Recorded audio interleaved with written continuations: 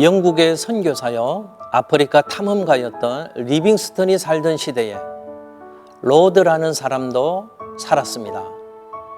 당시 영국인들은 리빙스턴은 싫어하고 로드를 좋아했다고 합니다.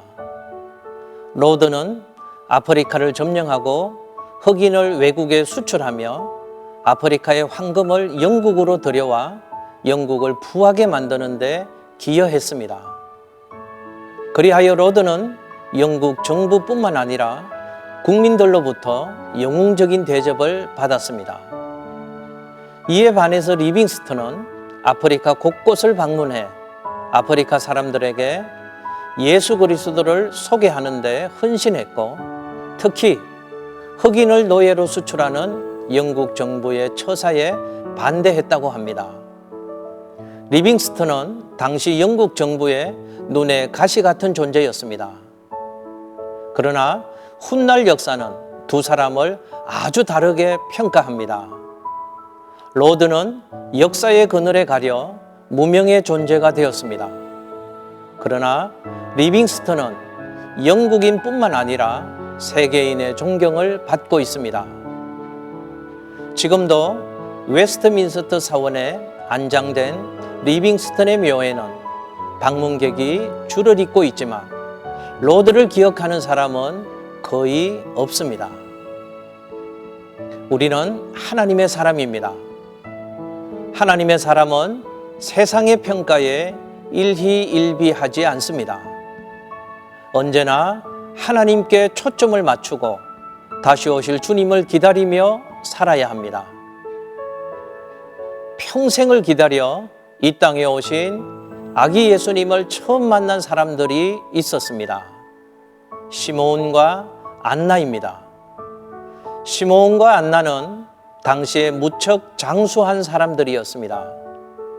하지만 그들이 복된 이유는 단지 오래 살았기 때문이 아닙니다.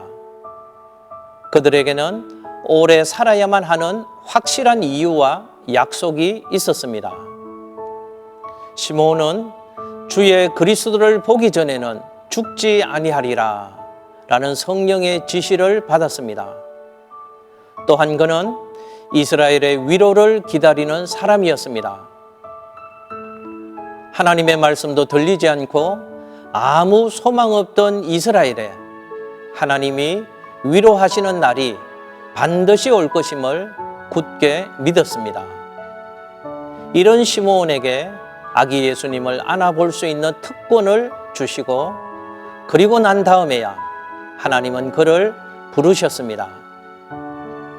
여선지자 안나는 남편을 젊은 나이에 여의었지만 대신 하나님을 남편 삼아 평생 성전을 떠나지 않고 금식하며 기도했던 것이 마침내 열매를 맺었습니다.